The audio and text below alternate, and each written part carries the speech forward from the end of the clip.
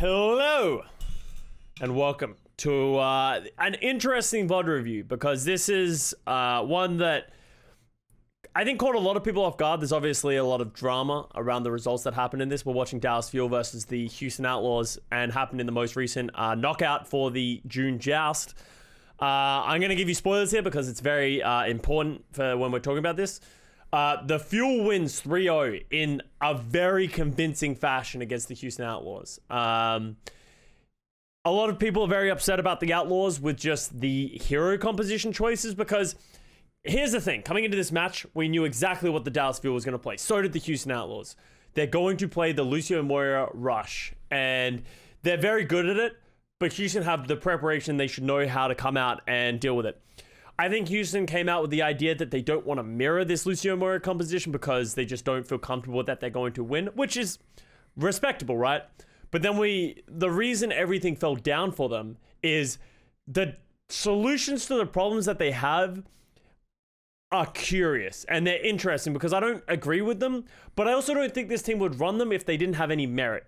So I'm curious to know if it worked in scrims or where everything started to falter. But there are some clear signs. So once again, Juby takes a hit from the public. So Juby is the person that everyone's pointing fingers at. And you know how I feel about people just blaming one player. It's not Juby's fault. First of all, I don't think Juby played awfully, and I kind of want to have a look at that and break it down and see how he played. And people are like, oh, he was playing Brig the whole time. That is a team decision. It is a team group decision that he was supposed to play the Brig, right? And he can't play Lucio because Lucio isn't effective in the composition that they're trying to play. And then Mercy is also not effective if they are going to play the McCree Reaper. So the idea of Juby playing Brig makes sense. He's supposed to play Brig in this composition if they are going to play the McCree Reaper. So we need to watch this through. We need to start seeing it, because obviously I was paying attention to everything at the time. We had the broadcast going, but I want to really start to slow this down, break it down, and see if we can sort of work through the questions that we have and come out with something interesting, and see if there's a method to the madness. 5, 4, 3, 2, 1. Alright, so here comes... So the first comp that the Outlaws are coming out with, so they're going to play this counter-divey style, and this is a common theme for the first two maps, with the Reaper and the McCree. So theoretically, the composition makes sense, right? We're going to play Reaper McCree with a Baptiste, with the Orisa Diva, and what we're going to do is just let them rush us down. And we're going to play very counter-divey, very slow, and punish them when they try and go forward. The weaknesses that mainly exist with this composition is, we talk about when they play the Lucio Moira mirror, it's very hard to punish anyone. The reason these fights last for so long is everyone has escapes, everyone has self-sustainability, all that kind of stuff, except for the Lucio. The problem with this composition for the Outlaws that I find is the McCree and the Baptiste are incredible, and the Brig to a degree are very susceptible to death. So they're actually giving a lot of targets for the Dallas Fuel to run over if they can get there. So the Outlaws are kind of gambling that they're going to get value before the Fuel can close the distance. But we all know the Dallas Fuel, they're just dumb aggressive. And that's what they do well, because they can coordinate while they're doing it. I think my initial impression before we start looking at this is, I actually think that Crimzo should be playing the Moira. I actually think you can mirror the Moira and actually stem the aggression better as a Moira than a Baptiste. I don't think the Lamp gets as much value as you will want it to. In this composition. I even had this crazy idea that you could play Baptiste Moira if you wanted to keep the Lamp, and then your Brig doesn't have that issue of just getting run over. But it doesn't feel good playing Baptiste Moira. I feel like they kind of very heavily step on each other's toes, but I don't know. And the McCree, and this was a common complaint that every Houston Outlaws fan had, or anyone that was speculating about this game. The Houston Outlaws made it this far playing the Echo on Dante. I don't know why they feel that necessary to have to play the McCree, and they lean so heavily into this McCree, when I really think they could just play Echo Reaper and be just as effective, right? If you just play Echo Reaper, that gives you a very, a high value ultimate in the Echo where you can copy the Diva, slow everything down, give you more space, while also playing the Reaper with the Death Blossom, putting tons of damage onto Fearless. With this comp, unless they get a very good Brig Bash, a very good hit Flashbang, I think it's very hard for them to find the damage to kill anything. Reaper has to be very close. McCree has to hit a flashbang, otherwise, if he has pressured, he can't get the damage out. Everyone else doesn't really have high damage, so as much, and the fuel sustainability with the Lucio and Warrior is so high, especially with all of the escapes from the Dallas Fuel. I think it make it impossible for Houston Outlaws to get the punish onto the Dallas Fuel's comp. So let's see if that theory of what I have is going to come out in the wash, and if that actually ends up making sense. Fred Ware, thank you for the Prime sub.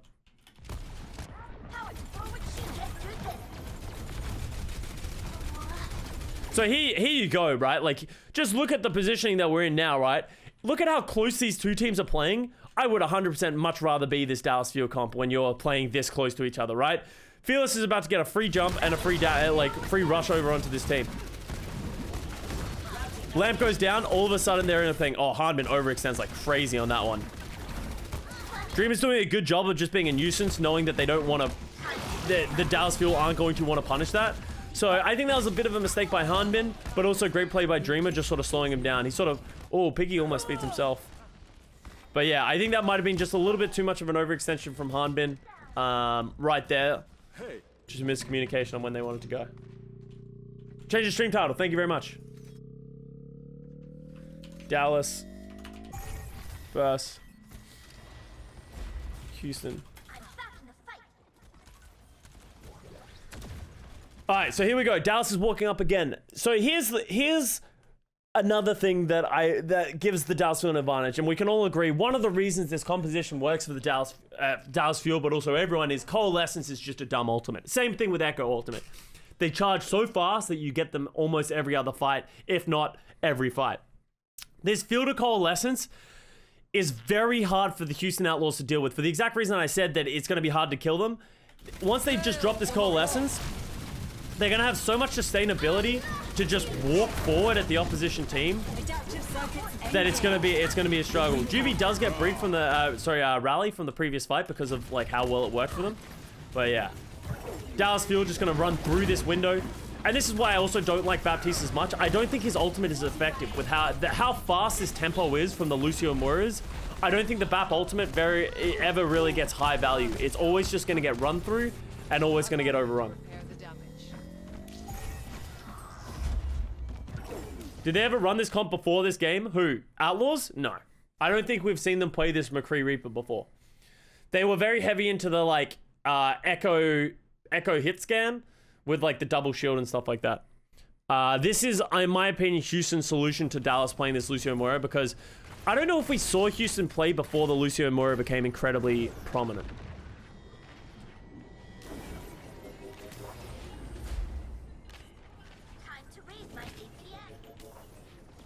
One map versus Toronto? Okay, maybe one map. So here we go again. Fielder has another Coalescence. Sparkle has another Echo copy. They just Coalescence. Dante Reaper ult. Just not enough. And here's... And like you can see it, right? They don't have enough damage to stop them from just walking at them. Like eventually. And especially if they have to come out of a choke here. How do they bust out of this choke effectively enough? Or how do they force away the Dallas Fuel, especially with the sustainability of the Coalescence every second fight? Why did Crimso lamp so early? He probably had to. Like, there's just so much damage coming out, right? Like... So now we get the Sparkle goes in for the copy. Once again, the window is going to be very hard to get value from. Throws the bomb in, then as in every single fashion ever, they just go in with the Diva bombs, right? Let's look at this bomb from their perspective. So Hanbin throws his... There's actually double Diva bombs. That's actually a little ridiculous. But I don't think they thought it was going to go through the door. And like, look at how smart this Diva bomb is, right? The Outlaws can't disengage from it anymore. It kills 3. And then bada bing, bada boom.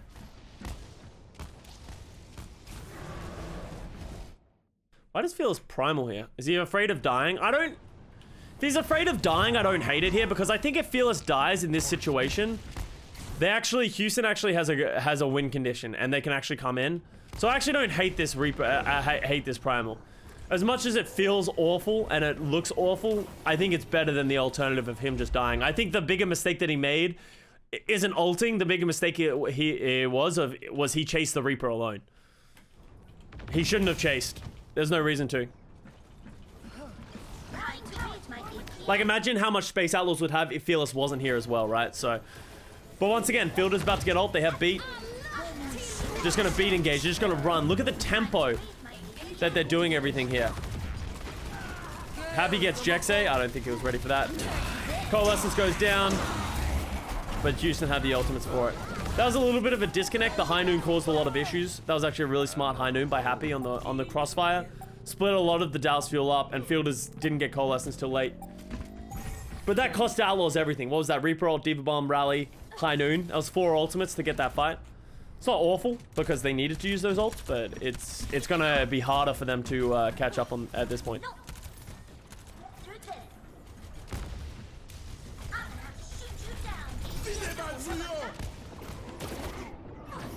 Just gonna disengage from the window. Good play.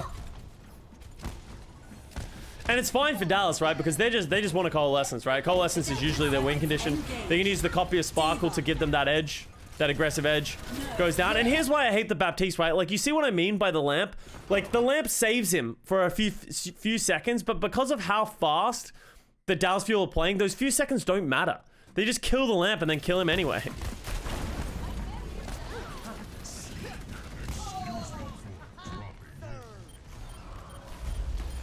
I think they would be way better off having Dante play the Echo and then, like, consistently firing at them and then just having to reinvest packs to him instead of playing the McCree. Because I also think the copy of the Divas gives you so much a slowdown potential on the hard dive of Dallas Fuel. That means you can start counter bombing a lot more often, right? Because obviously they have one Diva Bomb from Piggy, but if they have more Diva Bombs and more things in their wheelhouse to slow down the composition, and it's the same thing as I said for Crimzo on the Moira. Like, I think if Crimzo played Moira, they would be able to mirror the Coalescences and have that sustainability and that slowdown for the Dallas Fuel. I think the Houston Outlaws can easily play similarly to the comp of the Dallas Fuel, but with a slower thing, right? Play the Orisa, play the Brig, and then, like, maybe change the way that you, like, think about, like, and, like, slow down the fight without losing too much of your sustain. Round 2. Capture the objective. Do you think that this works against good teams that aren't as insanely aggressive coordinators as Fuel? Yes, but you need to prepare, like, all the best teams play this hyper-aggressive style, right? People that are playing this non-Lucio Moira super aggressive style don't succeed, especially against shield comps, because it's just like, that is your win condition. You can't let the shield comps get value. Pretty sure they ran this Moira comp. I think the Outlaws have run the Lucio Moira comp before, but they just don't want to mirror the Dallas Fuel. And I agree with that. I would have been very... We see it actually happen on Ike. They mirror the Lucio Moira comp, and it's just... They can't match up against them. Like, as much as they'll get some teamfight wins, it'll be okay. I don't think they ever get consistent map wins against the Dallas Fuel, because Dallas Fuel are the best team at this comp. But, like... I also don't really like the way that they're playing it, right? Like, you can see how counter dive heavy the Outlaws are trying to play, right? They're stepping up with Dreamer. I think Juby needs to be further back. I think they need to be further back. Like, Happy and Crimzo and Juby, I'd prefer to see them playing up here, right? And then just run away. They need to play off some form of high ground so that they have to use resources to get on them. And then they can disengage, and then Dreamer can play forward on his own. But what happens here is, like, I think Crimzo and Juby are just too close, right? This gives the Dallas Fuel a win condition. They're just going to go, and Juby's just can't disengage from it fast enough, and he just dies for it. Like, even if the lamp goes down, this lamp is going to instantly die, and Juby would die anyway, right? Like, Houston aren't even close to winning this fight, regardless of if Juby got insta-blown up or not. The objective is now active. Didn't Shock beat Dallas in the mirror, though? Also, Florida almost won. Shock... Remember, Shock beat Dallas in the mirror in, like, week 2 or something like that, right? That was... It wasn't that recently that Shock beat Dallas in the mirror, and Dallas is a team that is consistently improving on the comp, and they keep getting better and better and better and better every time that they play it, and every week we see them play it, right? And I agree that Florida almost won, but I'm pretty sure that was in week 2 as well, right? Like, and I think Shock is also very good at this comp as well. Like, I think Shock are one of the few teams. I don't think Outlaws, the Lucio Moira, is the strength of their composition, right? I think week 3. It was week 3? Okay. Well, like, what did we go into? We went into... wait, so that would have happened this week then, right? Are you saying that Dallas almost lost to Shock in week 3. Was that recently?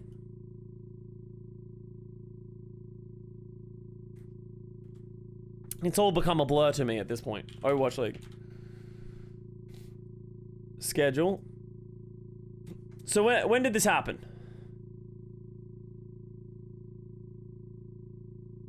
So Florida almost beat Dallas this weekend. Wait. Yeah, this weekend. It was a few days before this. And then Dallas, the time that Shock almost beat them was the weekend before. Sorry, the week that Shock beat them was the week before that, right? But you need to remember, that was when the San Francisco Shock had that. That was 10 days ago, 11 days ago, right? And there's a lot that it changes and improves in that amount of time with that. And as much as it seems weird with how much the meta shifts, days of scrimming matter. Especially when Dallas is one-tricking a composition, right? It's not like they're like, oh yeah, well we played it 10 days ago. That was 10 days ago, and since then, all they have done is played Lucio Moura against every other team. That's all they practice. That's all they do. They're hard focused on just playing that. Think about all the improvements that have been made in that time. There's no reason Outlaws don't want to mirror the comp, and nobody wants to mirror the comp versus Dallas Fuel for that matter, because Dallas Fuel just keep leveling up, and it is so on tune with how they play the game. So, as I said, that is why I think Shock are a phenomenal team. You can't discredit how good the Shock are and were in this meta. They took it to Dallas Fuel playing the same Lucio Moura comp because they were very good at it as well. They understood the win condition. Where Shock fell short this weekend wasn't against the Lucio Moura comp. They fell short against the Orisa comps. They couldn't match up in the double shield comps against Atlanta. They did also get owned in the Lucio Moura mirror, but I also think that was just everything that could go wrong went wrong for the Shock in that mirror on that Nepal. So you can't understate how much better Dallas Fuel has gotten at this Lucio Moura comp in just a short amount of time. And that is why you don't see any teams wanting to mirror the comp. And you'll understand why, right? We're going to end up on Eichenwald, and you're going to see the Houston Outlaws play against that.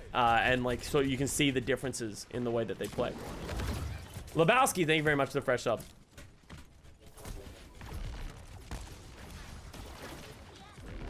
Yeah, but Shock also took one map of Dallas on Dorado where Glister just click heads and Dallas was playing Genji. Yeah, and Dallas looked awful. And that is why I think Dallas just one-tricked this Lucio Moura at this point, right? Once again, okay, so you can see the adaptation. Here's my problem with this adaptation, is I feel like as soon as the Dallas Fuel start moving this way and playing into this room, I feel like the Brig Bap and McCree should go here, right? Like, I think they're trying to make distance, but they need to make, like, terrain be in the way of the dive, right? Because they have a Lucio, they have the dives, they're going to be able to close this distance. Once again, Juby's dead. And here's the thing, everyone loves to blame Juby, right? Everyone loves to point at Juby, and it's the same thing. This isn't a Juby failure. This is just Juby is the target that they're going to dive on if the Outlaws have bad positioning. And the Outlaws have bad positioning. They're too close to the dive. And of course they're going to jump on the Brig. Who also, like, he's the easiest target to jump on. Brig can't do anything to slow them down once he gets jumped on. McCree has a flashbang. The Baptiste has the jump and the lamp. The Brig is so isolatable that Juby's just the #1 target. It's not a Juby problem. It's the way that the Outlaws are playing it. Would it be better to play the Lucio? No. I don't think you'd want to play the Lucio. As soon as you switch to the Lucio, at that point, you may as well just play the Lucio Moura, right? And then all of a sudden, you're mirroring, right? So the Outlaws are trying to come up with a different, slower solution. I just don't think they're playing it right. And I think they need to have... And this is why I think they need to add less targets to be diveable, right? Because here's what I'm talking about with McCree, is if Happy isn't on McCree, and he's playing the Reaper and Dante's playing the Echo, imagine how much more poke that Dante and Happy could have of just like stepping up. Because the Dallas Fuel don't want to try and dive the Echo or the Reaper because they're so hard to kill, right? So all of a sudden the Outlaws have more pressure without having to take as much space. So all of a sudden, if they had the Echo instead of the McCree, Crimzo and Juby could play up here from really far away, right? As the rest of their team walks forward, right? The Diva, the Orisa, the Reaper, the Echo can all start stepping up and having a lot of pressure while the backline plays far away. They could play all the way over here while Dallas plays in this room, and then more pressure's being forced. That's going to force the agenda of the Dallas Fuel more.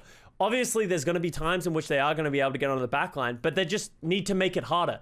None of the dives that the Dallas Fuel are doing look hard, and Outlaws aren't applying enough pressure to stop them from getting a good dive. Would Dante play Tracer or Sombra? Yeah, it's a completely different meta and situation if Tracer is in the meta. Tracer Sombra is in the meta.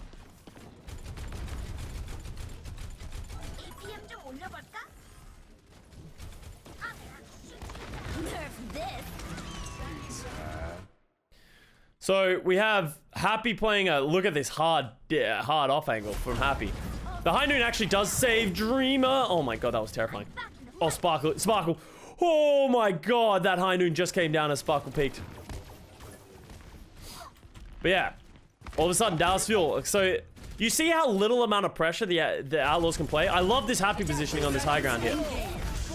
But you see the way that Fearless jumps? He just jumps to isolate Happy because he's playing it alone. And they just can't stop them from diving, and Outlaws just don't apply any pressure outside of that. And the funny thing is, I wouldn't be surprised if the Houston Outlaws scrimmed using this composition of the Reaper, this whole composition, everything that they're playing right now. I wouldn't be surprised if they played this, they scrimmed it against a worse team that isn't Dallas Fuel, and it worked because the dives weren't as crisp. And that is what makes Dallas Fuel so gosh darn hard to play against. Especially when they're like one-tricking a comp, is you can't practice against it. You can never really practice effectively against exactly how the Dallas Fuel are going to play.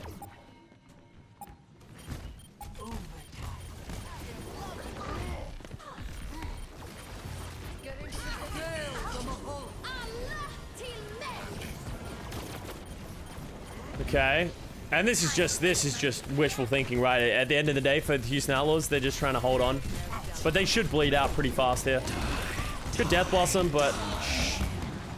Oh, nice. The High Noon gets... Houston just dropping all of their ults. I don't think they have enough sustainability going on here, though. And they have to keep touching the point. Are they going to be able to punish Dante is the question. They might actually cap this. Oh, I like that. Oh, nice play by Crimzo to jump over that. Houston's actually playing really well in this fight. They're going to get the cap. Oh, that's a Coalescence though. Coalescence is a pretty good ultimate. Especially when you pair it with a Reaper ult.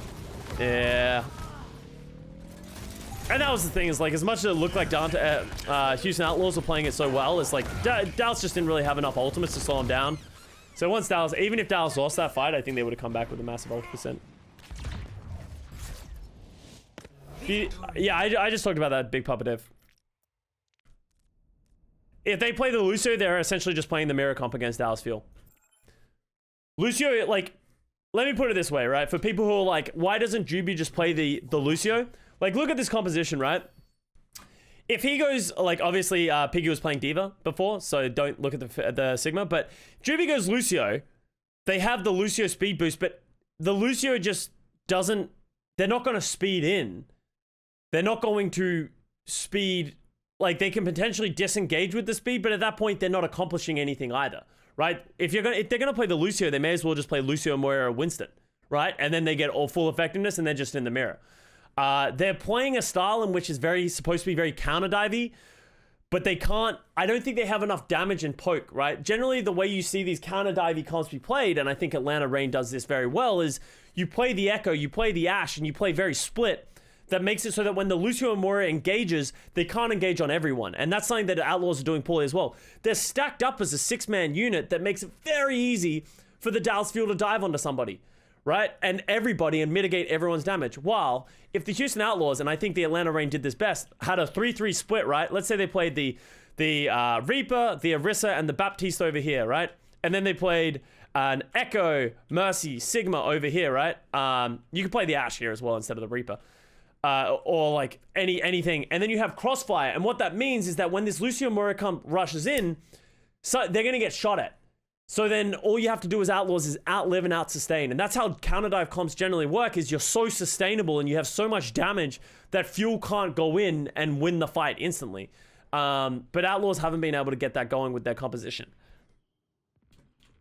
Because they also can't... I think the biggest weakness of this comp from the Outlaws, they can't force the Dallas Fuel to dive. They don't have enough pressure of Dallas Fuel aren't on a timer of you have to dive soon, otherwise you're just going to lose, because a lot of the Outlaws comp also needs to be in close proximity to get value, right? So here we're going to see it again of the Outlaws are going to 6-man stack up behind a shield.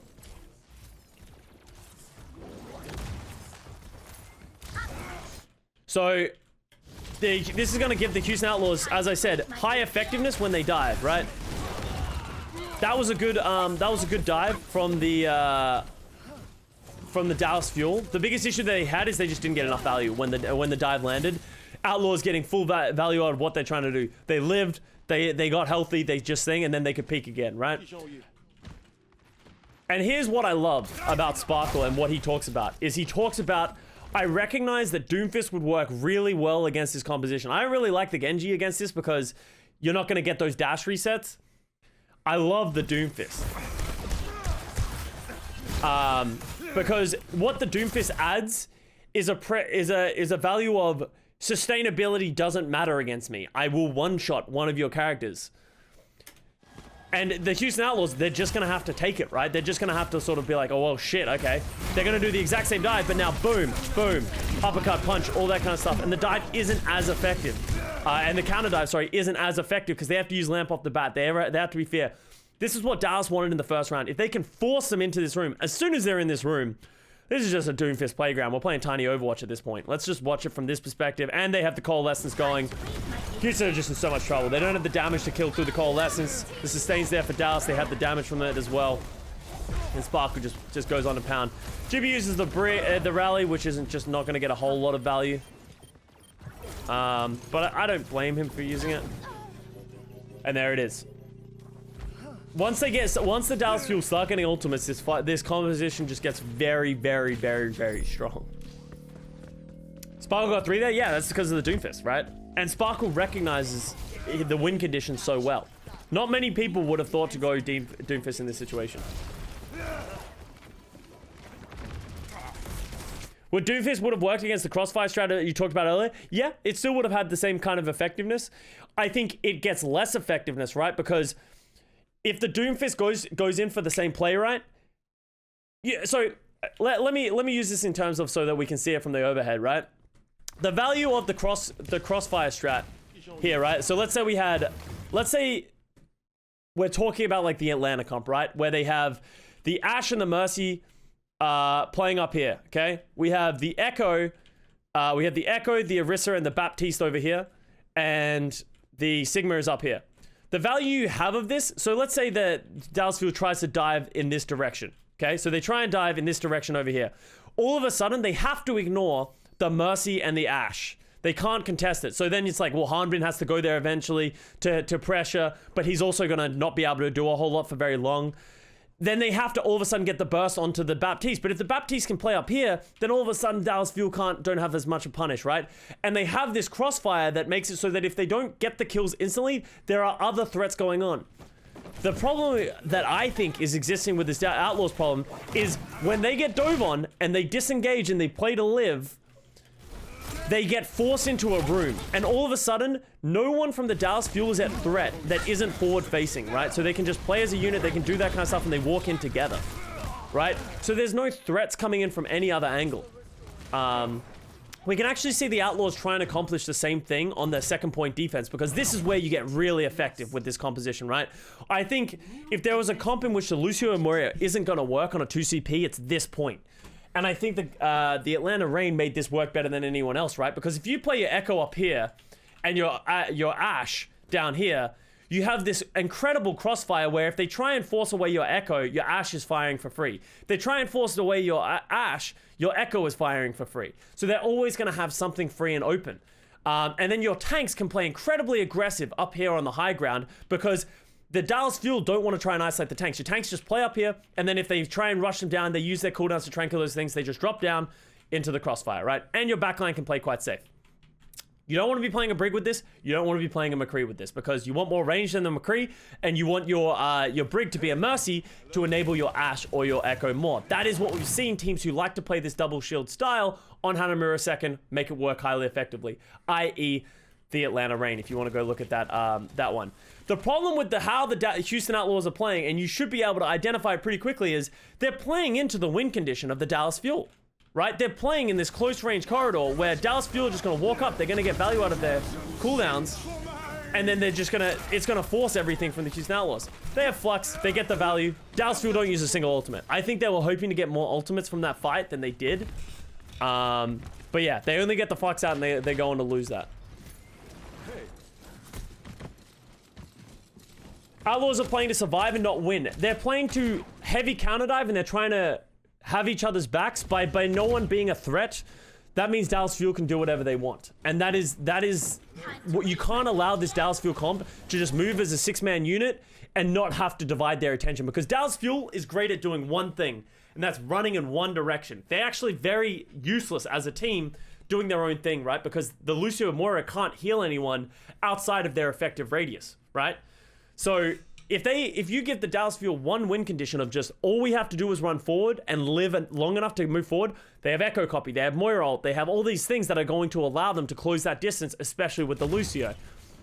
So we start to see a little bit of like Piggy playing a little bit of off angle, but at the end of the day, they're all playing in the same spot.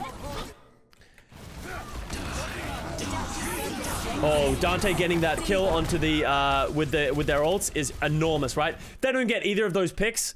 They're in a really bad spot, but they get value with the High Noon and the Death Blossom. But even then, they're in a somewhat bad spot. So Sparkle gets the kills, gets all the space.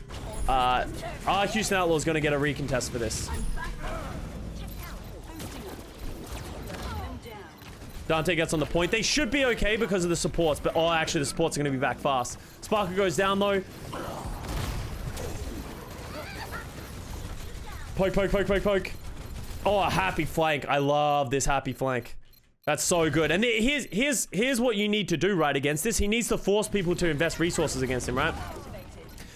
You see, as soon as Dallas Fuel starts getting split up, their characters get very useless.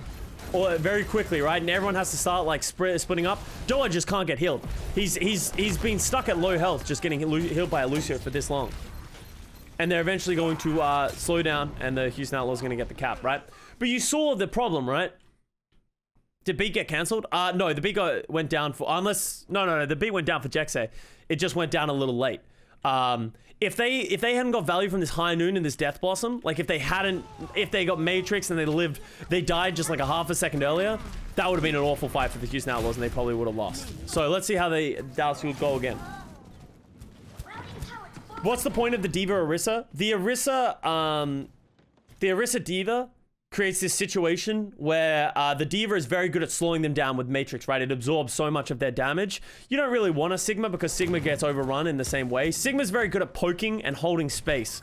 But if you run on top of a Sigma, Sigma's actually quite useless. So that is why they're playing the Orisa Diva. Diva's a very good character, especially in the counter dive. And now with the so now they've changed their strategy, right? You can see the way the Outlaws have changed. Crimzo goes to the Ana. He's going to play the bottom right strat, which I love in this composition. I don't love the Wrecking Ball, but I think it's going to be good, right? Because all of a sudden we're going to end up in this crossfire. The issue that the Houston Outlaws are going to run into with this comp is they're nowhere near as strong, and then Dallas Fuel are just going to get this top right positioning, right? As long as Dallas Fuel don't force their win condition, like you can see, they're just cornering the Houston Outlaws, right? They're gonna get their ultimates, they're gonna get their coalescences. Outlaws don't have a solution to this problem, right? Fielder's gonna get this coal in a second. Oh god, he almost died to the... Oh, Happy gets him with a High Noon. Wait, where's the High Noon? Where's Happy? Oh, Happy was over here. How does Fielder die here? He sort of like fades. He might have gotten a little too aggressive. He fades into a nano Death Blossom, and then he gets caught by Happy in the angle. Oh, that was very fortunate for the Houston Outlaws. He lives to tell the tale, but Sparkle gets slept. Great sleep by Crimzo. Not having a coalescence will reduce the effectiveness of, like, they just don't have enough sustainability on the point. Is probably going to be the issue that the Dallas Fuel are going to have now.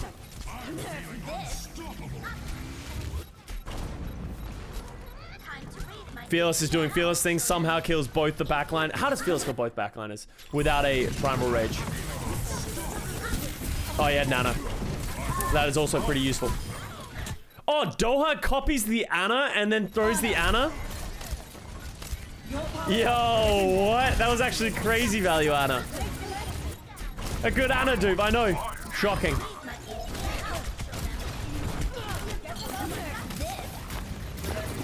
Oh, he got pushed.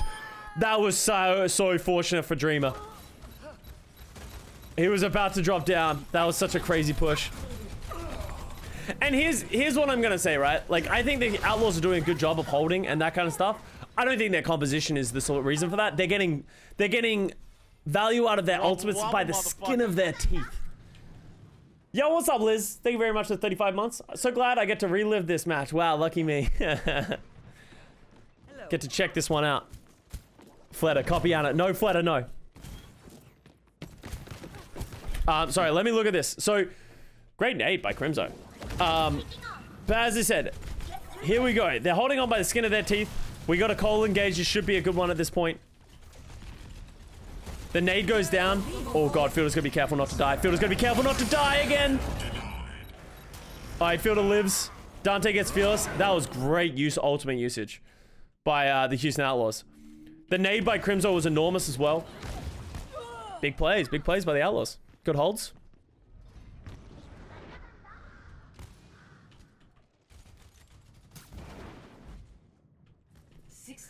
The Wrecking Ball's actually being quite effective. I actually didn't think about it, but the Wrecking Ball's being very annoying because obviously they don't want to deal with the Wrecking Ball, so the Wrecking Ball's just chilling here, right? So Piggy and Dreamer are doing a good job of holding somewhat aggressive. Dallas Fuel are going to rotate around. Juby has the Brig Rally as well, so... 30 seconds remaining. I like this adjustment of positioning of the Dallas Fuel. They're sort of slowing it down. Oh, I don't like that Fearless drop there. So there's the rally by Juby. Should be pretty effective. Happy's doing a great job of being a threat outside of this door, but also not overcommitting. Juby gets punted into the middle of the Dallas Fuel. That's a problem. Yeah, that's unfortunate for Juby. That was well played by the Dallas Fuel.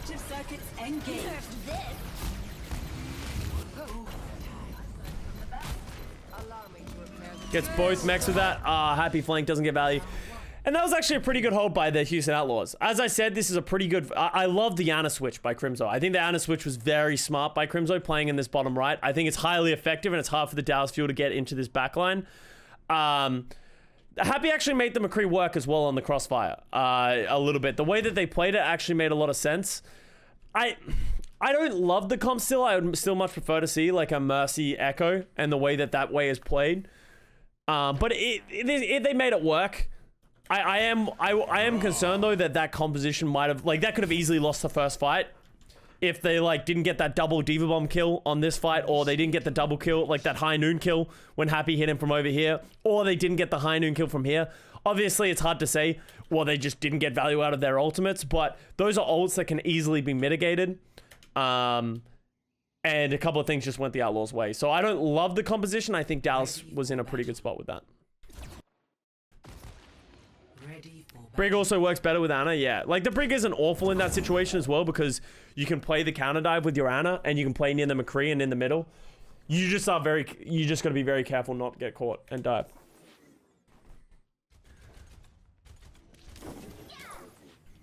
Five, four, three. I feel like having two dangerous Echo players adds to how dangerous Dallas is, yeah. Incoming. Defend objective A. So can Ball be called a disruption? Yeah, well, that's the way you play this Wrecking Ball in that situation. I actually liked the Wrecking Ball more than I originally thought about it. Is the Wrecking Ball is... The Dallas Fuel don't want to deal with the Wrecking Ball, ever. Right? So maybe the Wrecking Ball is even actually better than the Orisa because you just want to be a threat, right? Every time the Dallas Fuel starts moving forward, if you just slam, that removes a lot of the momentum away from the fuel, and that's what Dreamer was doing quite well, especially with the mines. Like if you have mines, like, and then the Dallas Fuel try and engage into the mines, they just can't. So it actually added a lot of disruption that I wasn't really expecting.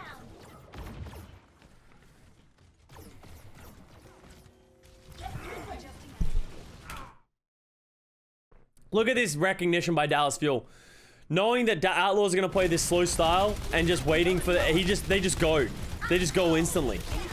Knowing that the Houston Outlaws are going to want to do. They get caught. Dante and Happy. Honestly, you need to give props to Dante and Happy. They're getting picks regardless of this, like, crazy aggression from the Dallas Fuel. Jake also isn't playing. It is quite confusing that we didn't see Jake come in to play the Brig with how much they committed to the Brig. Because it's like, it sort of goes back to what I was talking about. And I always talk about is people like, oh yeah, but Jake's better at Brig. So they play Jake on Brig maps. It's like, yeah, but what happens if they run into this situation of, I assume Juby is playing in the off chance that they have to play Lucio, right? Jake coming in as a Brig specialist is great, but all of a sudden it means that Juby has had less practice on the Brig. So we're in the situation of like, we might play Lucio, so Juby should play. All of a sudden, Juby doesn't have experience on the Brig. He hasn't been getting a ton of scrim time playing the Brig. He hasn't been given as much resources to improve on it. He doesn't think, and that's why I think he's struggling. I'm not saying it's all Juby's fault, but I don't think he played a good Brig. Like, he didn't play a great Brig thus far. He's been caught a lot. His positioning's been a little off at certain times. So that is the risk of doing these like weird switches where you have like a very unique hero niche player come in, is that it can cost you in the long run, as much as Jake is great at it. So I either wanted to see them commit to Jake playing here, right, and just be like, we don't have flexibility. We have to play the Jake on the Brig, or what's going on there. So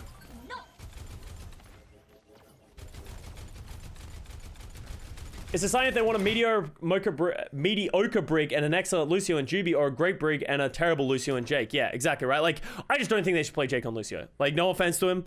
It's just like, he needs support. Like, Lucio is just not one of those characters. Like, I think he's done a good job of adopting Mercy and that kind of stuff. Lucio is a completely different beast. Lucio is like, you need to put a lot of time into getting good at Lucio. Trust me, I fucking know. And even then, it's not going to be at the level of Juby. Like, I think Jake could practice it for 6 months and still not be as good as Juby is as Lucio, right? So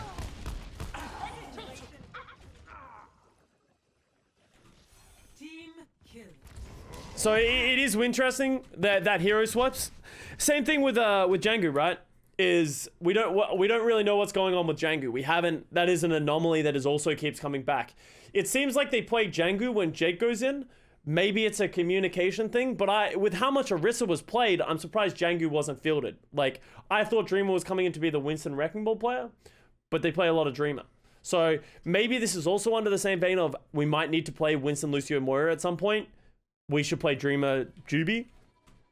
I don't know. This is all just speculation from me at this point, right? Ability increase. But do you value Jake calling enough to put in a mediocre Lucio? No. Jake's Lucio, like, this isn't an insult to Jake. A mediocre Lucio, like, as someone who is like, what level do you think Jake's Lucio is at, right? Like, right now. 4K? Like, if he had to end up in a thing, like, with how much time he's put into it? Like, GM, like, just 4K, 4.1K?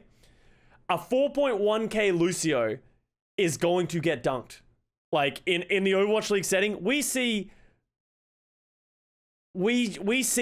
top tier Lucios get hard exploited in our games. You can't be a Lucio that doesn't seamlessly bounce off of walls in this meta and in these situations, or has incredible and impeccable movement and timing and that kind of stuff. Even Violet, I think Violet's actually looked quite good. I would say better than Jake's. I honestly haven't watched Jake play, Lucio, so I can't even really think. I'm just speculating and throwing numbers out there of his play time and how much he's played it. But it was serviceable. Even then, it was like, Violet's Lucio could easily get exploited. Like, if Violet had to play Lucio against the Dallas Fuel, very different story, right? So, what is the SR for an hour level Lucio? 4.6. You're generally, every Lucio at that level hits 4.6 on main support. So, like, you don't want to be putting in, like, no amount of calling, in my opinion, would ever justify putting in that much weaker of a Lucio. It's the same thing with Violet. Like, I just don't like it. I just don't think you can offset the cost. He brought enough to the table. Well, Jake's communication and his Brig is very good, and his Mercy looks solid. Like, if we were talking about Mercy, on the other hand, of like Jake playing Mercy, but his Mercy might be a little bit a little bit worse than Juby's, but he adds more cooling to the table. I completely understand that decision because I also think Mercy isn't as impactful in terms of the differences in skills. So yeah. Wait, did Violet play Lucio? Violet played Lucio on a Icon Volta. I can't remember who it was against. We watched it. It was fine. It was pretty solid. His beat timings were a little off, but his mechanics were pretty solid. Sparkle gets the Diva Bomb on the copy. So you can see here the issue that the Outlaws are having is they can't take space. Was it against Dallas? Oh, it was against Dallas then. Yeah, so he must have played it against Thing. That's when they were playing Violet Twilight. Yeah, but yeah. So it was interesting. They got rolled, yeah. It didn't go so great. I don't think it was Violet's fault that they got rolled, but yeah, it was... All systems checked out. I'm back in the... Alright, and you can just see the tempo in which Dallas was playing, and you can see... This sort of goes back to what I was saying about the Outlaws. The Outlaws don't apply enough of a threat by just existing with the composition that they have with the McCree, the Reaper. They don't have like an Ash or an Echo just constantly poking the opposition, forcing Dallas to have to go. So what happens is the Outlaws just walk, and as soon as they cross this line, as soon as they start getting a little bit ahead full of steam, like they dropped a window this time. As soon as they start walking in, Dallas feels go time. And Outlaws just don't counter dive anywhere near well enough for it. Moving up.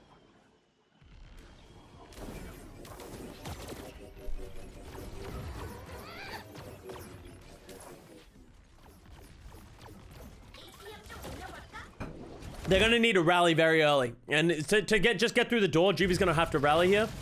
Juby's going to have to rally here. He needs to rally earlier. Like, they can't... Yeah, like, and then he drops it late. As soon as they walk through this door, the rally needs to go out. It doesn't feel good using rally that early. It never does. But it's just a requirement because there's too much shit that can happen here, like a flanking Doha or a crazy, like the initiation of the dive. Rally has to be on for a couple of seconds to really start getting effectiveness. Once they're here, they know that Dallas is going to go. So Juby needs to pop this about a second or two earlier so that things like this doesn't happen where Dante just gets insta-gibbed, right?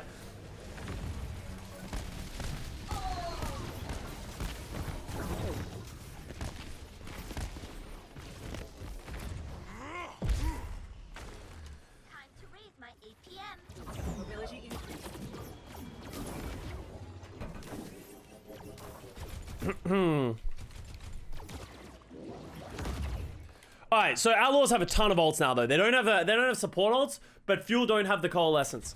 So I think what's probably gonna happen is Outlaws gonna walk up, probably drop the bongo, drop the high noon. I would probably bongo high noon, and then step up, take the space, and then but then I think Fuel is gonna copy beat engage.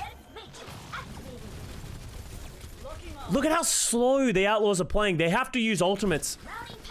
It feels like they're waiting. It feels like they're waiting for Fuel to go first. But I don't think you can allow the Fuel to go first. If the Fuel go first, they've probably already run. We see the lamp go down for Crimson. I actually don't even know why this lamp's going down. Must be for Dreamer.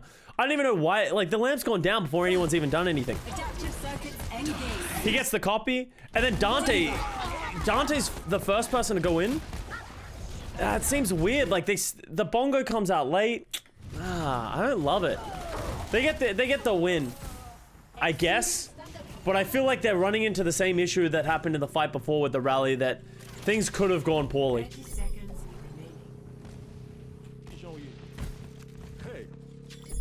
Well, I'm gonna beat. I assume Jexay died in like a... Let's have a look.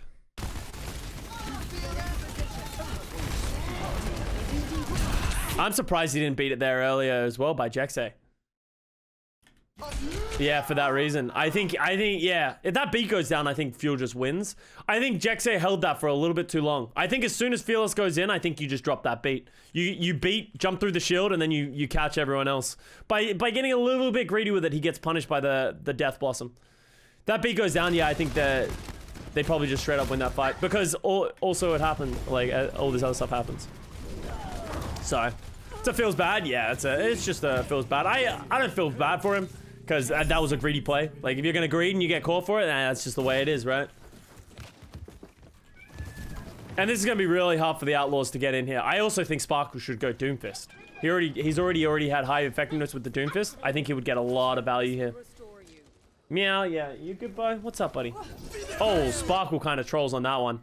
Just gets punished by Happy. They are going to Coal Engage, though. And Juby, yeah. They can't... I don't think Outlaws can come from this direction. I actually would much prefer to see them go, like, this way. I think if they try and come up through these stairs, every time they try and step to this second floor, they're just going to get run at. Hello.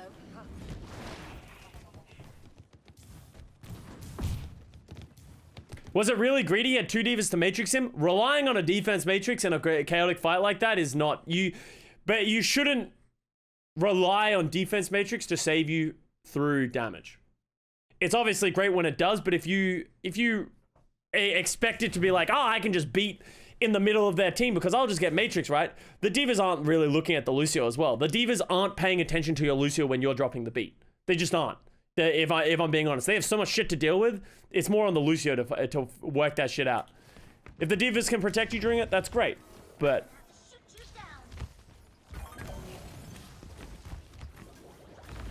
yeah, but they pay attention to the ulting Reaper. Yeah, but the fight was already breaking down, right? No Reaper.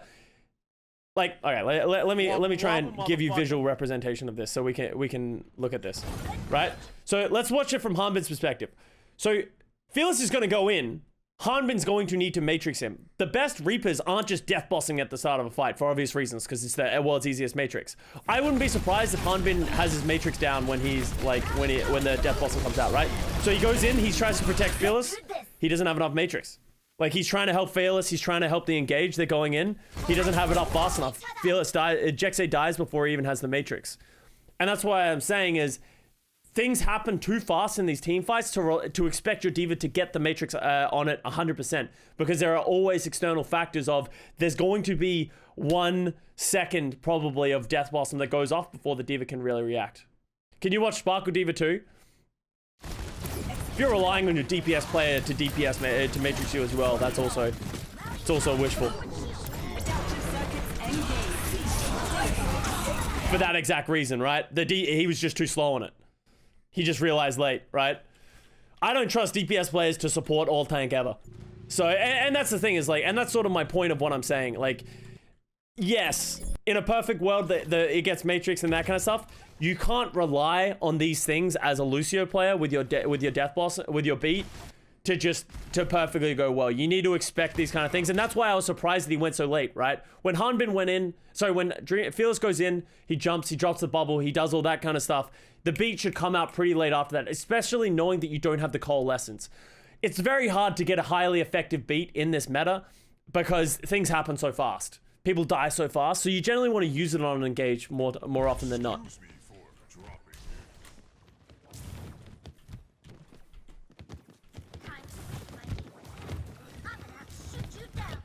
Why does Hanbin use so much Matrix on Fearless knowing he has Primal? Well, but, like, who knows? Like, there's a ton of different things. He still needs to get Matrix in so he doesn't get flashed and all that kind of stuff. Like, he needs some form of assistance, but it also just felt like a disconnect. I think if Fearless is going to go with that, with his Primal, I think you can just commit Primal and beat there and you're fine. Because the beat isn't for Fearless, right? The beat is for everyone else because they know that the Outlaws had 4 ultimates. They know they had a ton of, like, they knew they had Nine Noon. They knew they had Death Blossom. The beat isn't for Fearless. The beat is for everyone else who's trying to engage and follow him in. I think if they have if you don't have Coalescence, that's when you want to beat on that engage, right? You really want to stagger the beats and the Coalescences as much as you can. Like, how does Dante die? Like, they didn't even use an ultimate.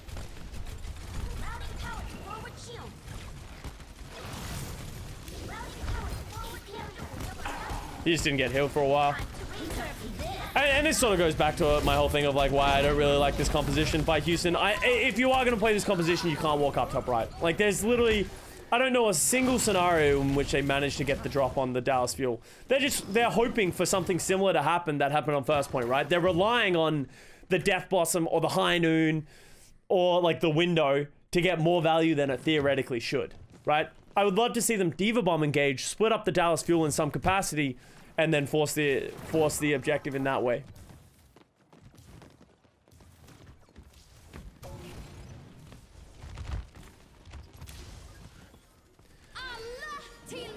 So there's the early rally, which I like. They're playing it slow, getting a bit of armor, then they're gonna go.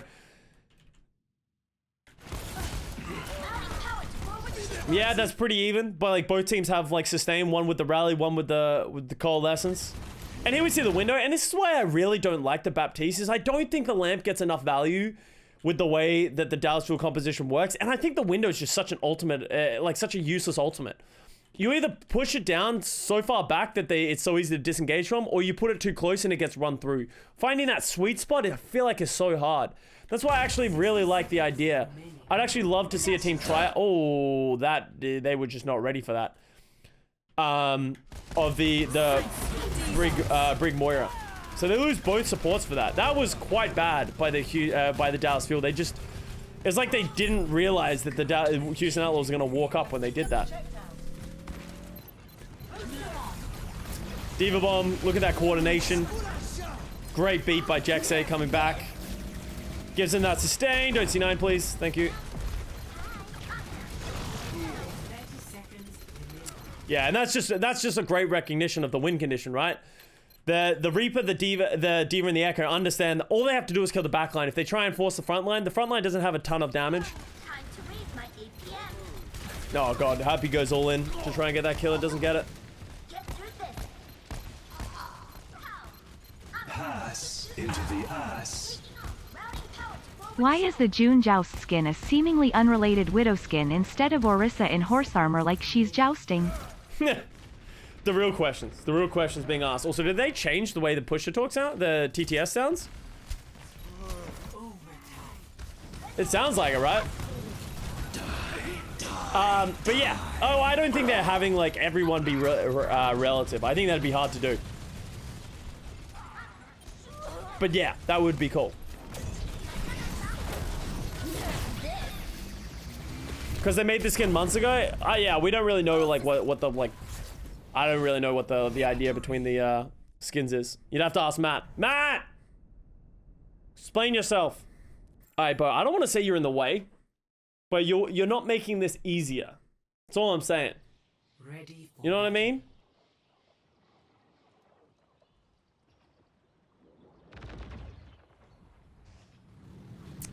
All right, onto the icon vault. And here's an interesting change, right?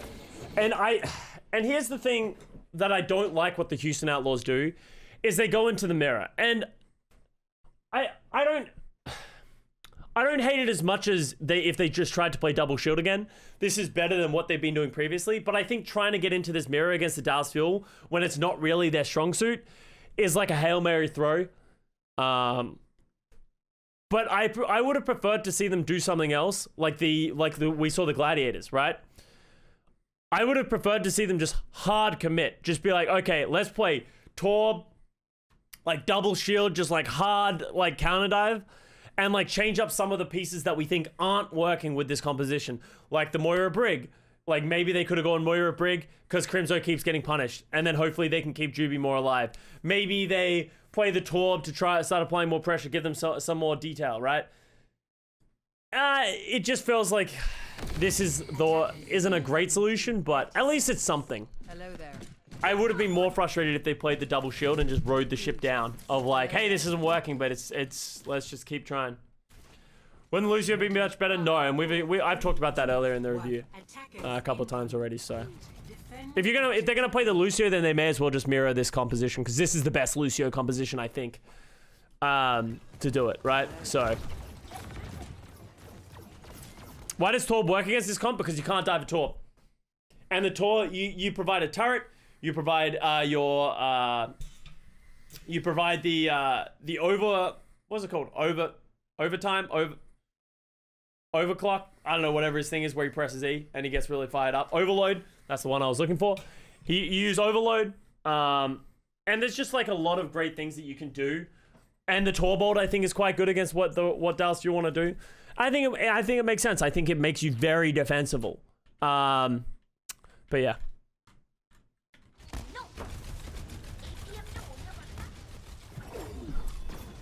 As I said, the best solution, in my opinion, to dealing with this and playing a double shield and slow thing is you need to apply threats from different areas. The biggest problem with the Outlaws right now is I think they're relying too heavily on just like winning the frontline fight against a Lucio Moira rush engage. I think the Lucio Moira wins most of the time in those head-to-heads, and that's what we saw in Hanamura, right? Dallas Fuel just has too much tempo, too much space. As much as Outlaws do get a win every now and then when they don't die instantly, they have the rally, they have the death blossom, all those kind of things. When they have all those ults, they have the potential to win, but outside of that, I just think they just straight up lose. So now let's watch the thank you very much for money. Lucio Moira Mira. Who's got the best echo on the Fuel in your opinion? It's hard to tell. I think Sparkle and Doa are both phenomenal. Yeah, one doesn't need to be better or determined better than the other. They're both phenomenal, so. So now we go into the mirror. At least, oh wait, they played Brig Moira from the beginning? I thought they switched to Brig Moira. Wow, I fucking hate that.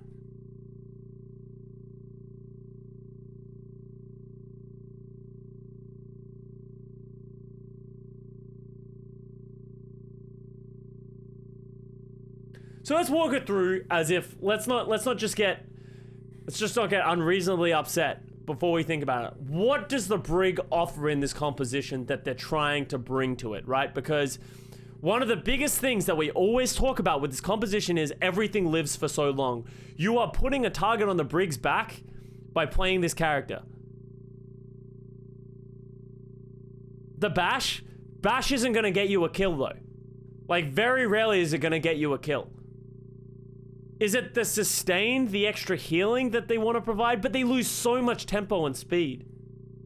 Packs for Echo? Your Echo doesn't need packs in this composition because the Echo can play somewhat free, right? Like, the Echo just needs to play somewhat smart and it will be fine. That is why no one has an issue playing Echo in this composition. There is obviously some weird spots where the Echo just can't get healed, but that's why you just get copy and copy someone.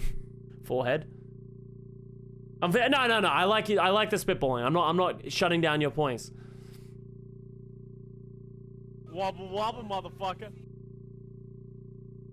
I would love to know what the reasoning of playing Brig here is. Because I knew they did it, but I thought like it was like a weird switch and they just sort of got caught on the comp. I didn't realize they came out on it. It is Hoagie, thank you for the Prime Gaming sub. Also, No One's Hero, thank you very much for 2 months. Is there any other team with 2 top tier Echoes? Probably Shanghai. I assume Lip can play Echo. He can play everything else.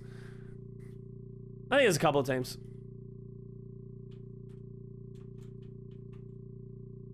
Avala was saying a good Brig can get rally as fast as Cole. I'm not disagreeing that a Brig can be hyper effective, right? Because the Brig, you're gonna get a ton of uptime, right? You're gonna get a ton of uptime. Rally is hyper valuable if you can get it in these comps. Like if you have a rally, like you're immortal in these compositions for the most part, right?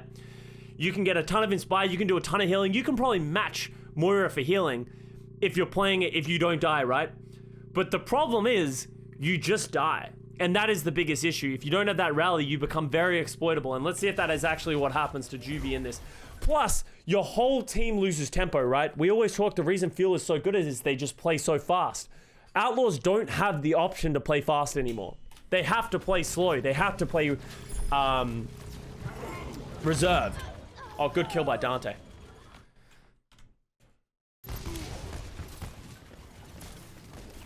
Right? Like, it feels like they're always just disengaging, right?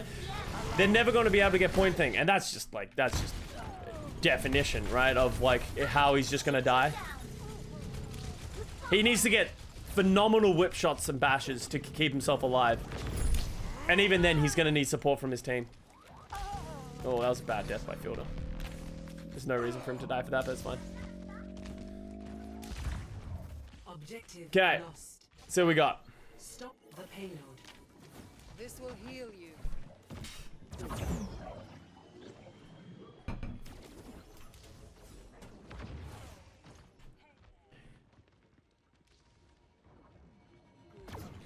And like we talk about, like, yes, the Brig can do a ton of healing.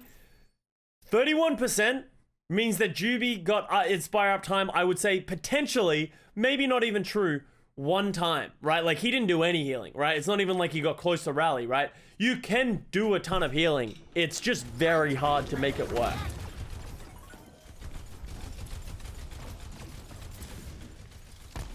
How come not Ana Lucio? Ana just gets murdered for the same reasons Brig gets murdered. You just get jumped on and you just die. You don't have enough sustainability. Brig, Zen, Ana, none of them have self-saving abilities. They're reliant, they have no mobility. They're just sort of dealing with it, right?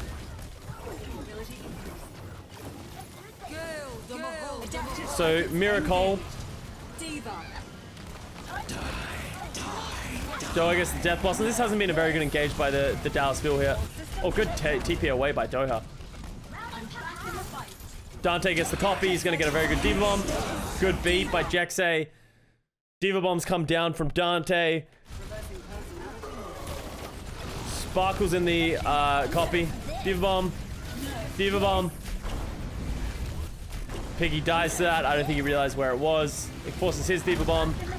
Outlaws are running out of ults. Juby's about to get the rally, though. If Juby gets this rally, that's a fight win for them. I think it's a fight win anyway, actually. I think they're just isolated. Yeah, Jexay gets isolated on the Lucio. Okay. I just think Outlaws got way more value out of their ultimates. That early Death Blossom from Happy netted them so much value. It just did so much damage. Dallas Fuel's on the back foot for the rest of that fight. Hello there. Hello.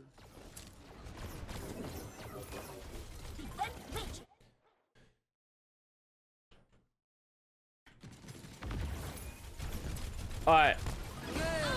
So there's a Coalescence, but a rally instead. Are they going to focus him? Woo-wee. This is how much they'd say, fuck your rally. He even pops it somewhat early, but they just coal him down. Like they look at what everyone is looking at. The entire Dallas Fuel know that this Brig is a throw. They know it. Even through a rally, they're willing to just fucking go for him because they know that Juby, like, he doesn't have anything to keep himself alive.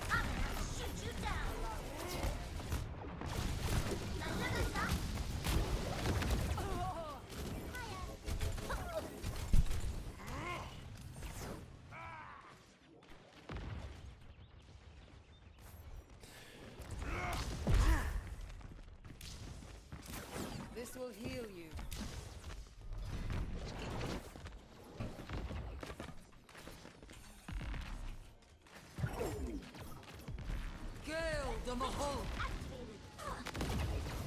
So there's a coal engage, but like, look at here's the issue, right? They know the Dallas Fuel don't have coal. They know that they don't have beat, right? That's just basic ult track. It's not even like either of them are close. They have to know that they don't.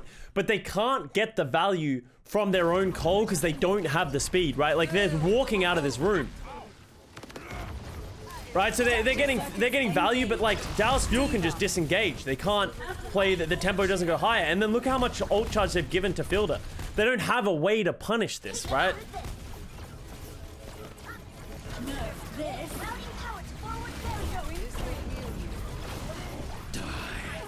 Oh, a great Death Blossom to close it out. And like, let's look at the effectiveness of how Brig is. Like, well, like, yes, Brig, if she gets Inspire, she can do a ton of work, right? But look at how defensive Juby has to play that makes it so that effectiveness just doesn't exist. Okay. Like, he doesn't hit that whip shot. Like, you need to hit that whip shot. If you don't hit that whip shot, he's not doing any healing, right? Like, he's not doing any healing. Still not doing any healing. He's only getting value out of packs.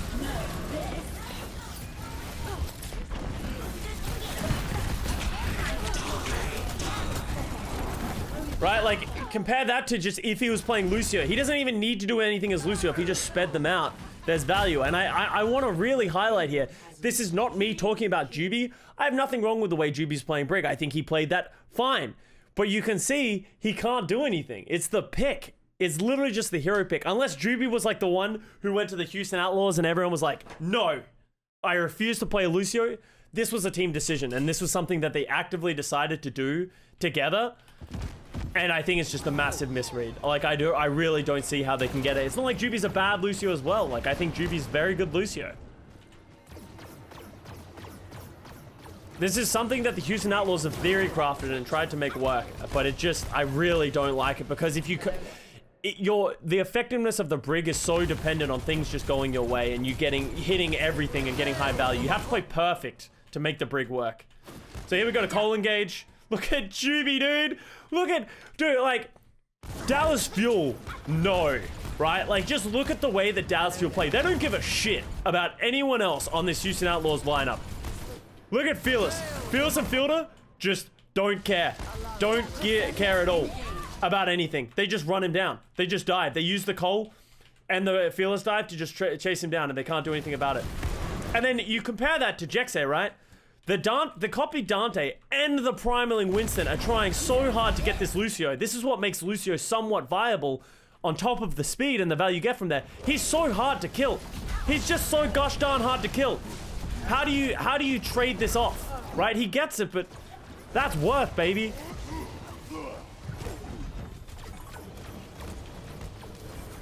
This will heal you.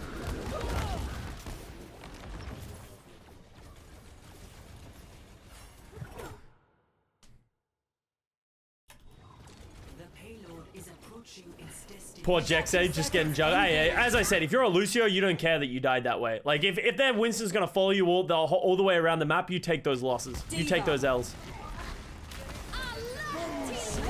So there's the rally from Juby. Should give them a ton of sustainability on this comp.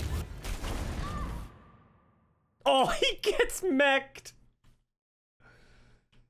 Fuck me, dude. Yeah, God.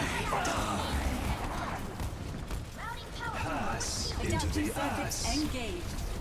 Do you think that Dallas can't play counter dive but are really good at rush because they don't have a coach named counter dive? Round 1 complete. Who was that?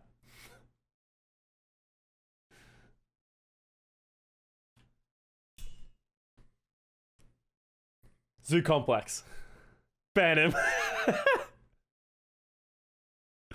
But I've never heard that before. That's a funny joke. I like that. That was great. That was great. That one got me. That one got me. You had me in the first half. I was so ready for that to be. Do you think they only play Rush because Pine's not here? Do you expect Pine to play when they get shields? I was expecting it, but out of fucking nowhere, throws a curveball at me with the Rush joke. Good one. Good one. I like it. Well played, Zoo Complex.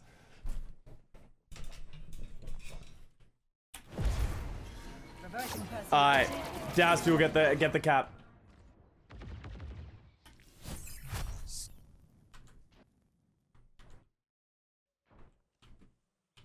Initiating. Nerf this. Do you like the Diva remake change? No. I think it's fine. And here's the problem is I actually think it's fine for Baby Diva. Because like, how many times have we seen Baby Divas get remixed and get value, right? Like, there was one, right? I don't think it should do 250 damage. I think if it did 150, I'd be okay with it. But the biggest thing about it is that when you're a Baby Diva, you don't want a remech in danger, right? For the most part, you don't want a remech there because if you die, you die. But the problem with Echo being that Baby Diva is that it doesn't cost them anything. They've already thrown the Diva Bomb or they've already got value out of the copy. They can just fucking witness me run into the opposition just hoping for gold, right? So I think it's made way worse by Echo existing in the game. Fuck it, keep it 250, fix the radius. That's just another thing as well, like make it like a very hard thing to hit. I'd be fine with that as well. If it stays 250 but you have to like really get hit by the mech, I think that could be a good change. But if they don't want to change the radius, I think they need to reduce the damage so it doesn't do 200 health. It shouldn't one-shot most characters in the game, right? Alright, so here we go. And they're gonna stick with the Brig Moira. And like, here's where I think it's even worse. Like, I can somewhat understand the Brig on defense because you can play counter-actively, you can just like slow them down, you can bash, you can play defensively. But on attack, you need the speed, right? I guess it doesn't matter that much because Dallas is going to run at you anyway, but now all of a sudden you're giving away all of the tempo to Dallas. Dallas can go in whenever they want, they can disengage whenever they want, they can do whatever they want. Lifting off.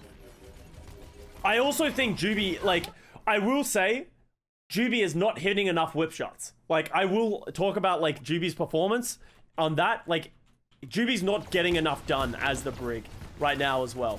Like, he needs to be hitting more whip shots if they are going to justifiably play this. He's not getting enough ult charge. Like, he hit one there. Like, he gets like 15 to 20% charge every time he hits a whip shot or gets their thing. But every time we've watched him, he's missed a couple. And you really can't be missing them. It's such an important thing because he's never going to left click anyone. So he needs to keep Inspire uptime up. Dallas goes first with the Cole. This is great. Oh, actually, he goes second because Houston went first. Spark gets the copy. Oh, Dreamer's dead. Dreamer just went too aggressive. And Juby's dead because he can't run away.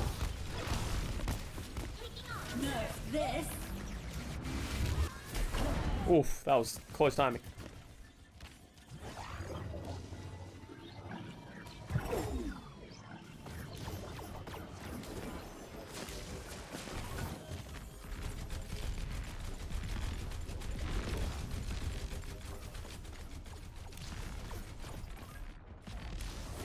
They just nerfed Echo's ult, yeah.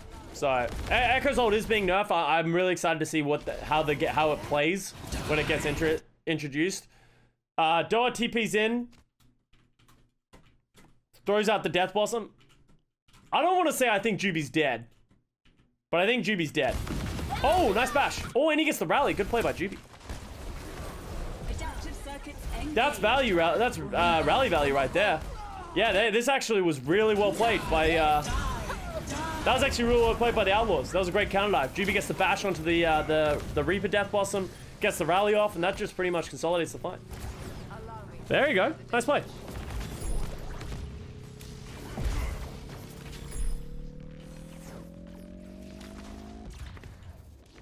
That justified playing Brig the whole match? I'm not going to say that. I definitely don't think it justifies the Brig. That's how the Brig is supposed to work, right? Fundamentally, that's what you're supposed to do with the Brig. But the problem is Juby's just dying and not getting enough healing up. I know you're joking. Time to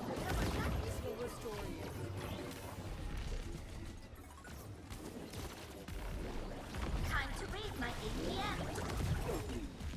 Adaptive circuits engaged. Diva. Pretty good disengage by the Outlaws. Oh, that's not going to get value.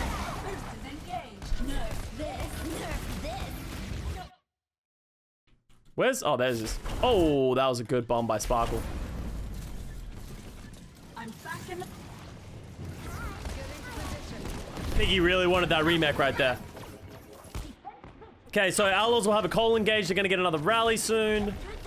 I think Dallas is going to go first, but I think Dallas is realizing they don't have to do anything. Like, Dallas, I literally don't think Dallas need to go. Like, if they're going to just play slow like this, I think you just chill. Like, force Houston to extend. There we go. Force them to walk forward and then use your speed and your beat, or your own Cole. Because you don't have to do the tempo because Outlaws can't overrun them and overwhelm them. Oh, Hanbin gets a little aggressive again. Hanbin's died a couple of times in this series of just playing a little bit too aggressive. Value, the rally by Juby should get a ton of value. I think this should be a Houston Outlaws fight right here.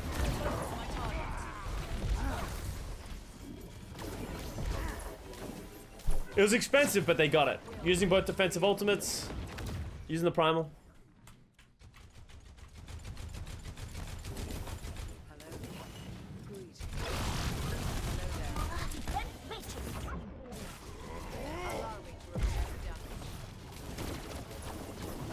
Adaptive circuits engaged. Diva bomb engage. Oh, that was pretty bad by Hanbin again. I don't really like what he did there. He threw his bomb too early because he took too much damage. And then he gets himself isolated because of that. Alright, Dante Winston mechanics, Pog. I don't think that... Oh! I was like, I don't like that bomb until Dante jumps into it. Oh, good beat by Jacksafe. Oh god, I think Fielder's dead. Yeah, Fielder's dead. He couldn't get away. Good play by the Houston Outlaws. Couple of things going their way. Dante playing well. Dreamer playing well.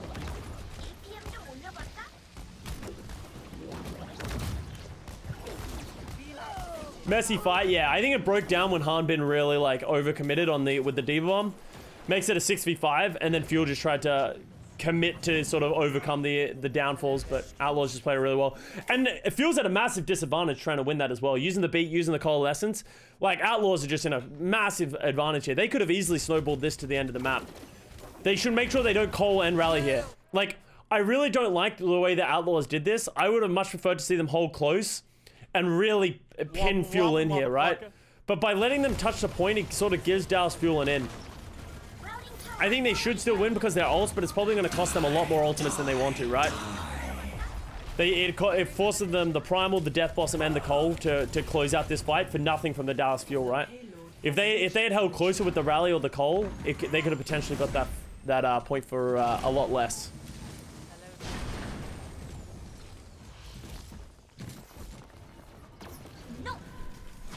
Yo, what's up, Uniac?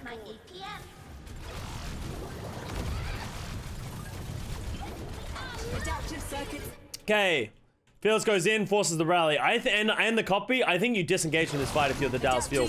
I think you give them this. Yeah, I like this copy by Sparkle to slow him down, right? And they dropped the call. Actually, I like this. They didn't disengage, but they traded ults in a way that kept them in the fight. Oh god, is Fielder dead to another death block? Bomb? No. Alright.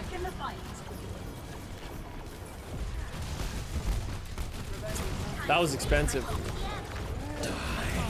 Good death blossom by Doha. Getting into the backline. I think Doha's timing on this Reaper is what makes him such a good player. And that's what I think makes Doha such a great player, right? I don't think his mechanics are fucking cracked. Like, he's not Sparkle, but I think Doha plays smarter than most DPS players in the game. I feel like he understands his win conditions and his opening so well, especially on the Reaper and the Echo. Steve Bomb by Hanbin. I don't really like this David Bomb engage as well. Good beat by Jexay. Negates the Death Blossom and the Primal. Dreamer can't die with this. Okay, nice. Let's tell the tale. Outlaws don't really have any ults. This Coalescence is a problem. Yeah, they should just win with this Coalescence.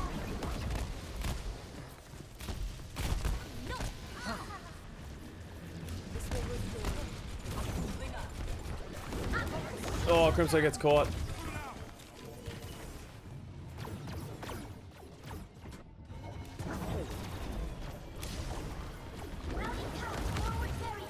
Right, here we go.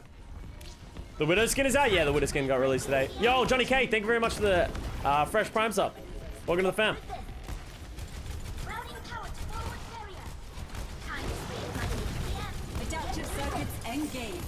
Alright, we got a Diva copy from Sparkle.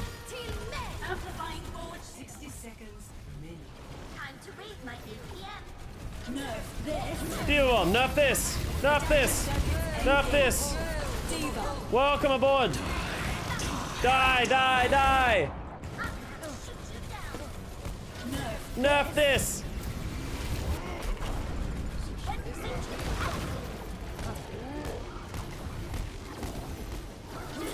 Nerf this! Nice! Custa, whatever he said. And there it is. No one really got much value out of their Diva Bombs. Just the sustain. Juby hasn't got a rally in a while as well. Am I correct about that? Nah, not that. Oh, did he rally? He might have rallied earlier when I didn't realize.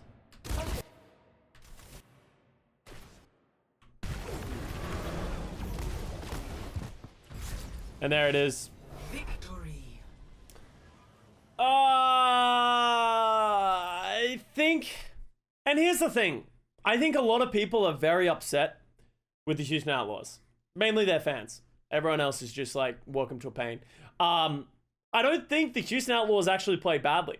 Looking at that, I actually think they did pretty well with what they had. I think they misread the hero choices quite badly. Like, I don't think even if they played the right heroes, I don't know if they would have gotten over the hump, but they still look like a very good team. I actually don't think Juby played badly. I don't think anyone really played stand out quite poorly. I just think that their meta read just felt off. Playing the McCree Reaper, I don't think got them the effectiveness that they wanted. And then I think playing the Brig with the Lucio Moira Rush and just playing a Brig Moira Rush just doesn't make a whole lot of sense. I think it's hard to get consistent value out of those comps. So yeah, I actually, looking back, I think everyone might have overreacted to how poorly Houston did. I think Houston was actually okay. I think they actually did fine. It just, yeah, I think it was some minor mistakes. I would say that was a coaching mistake and a team decision mistake. So we'll see. We'll see what they do. If anything, the more interesting story of that was that we didn't see Jake or Django in either of these in any of these maps. So I wonder if that's going to be something that changes over time, or if that was just something they wanted to do for this match. We're not sure. Not sure. Thank you very much for watching. I hope you guys enjoyed it, and I'll see you next time.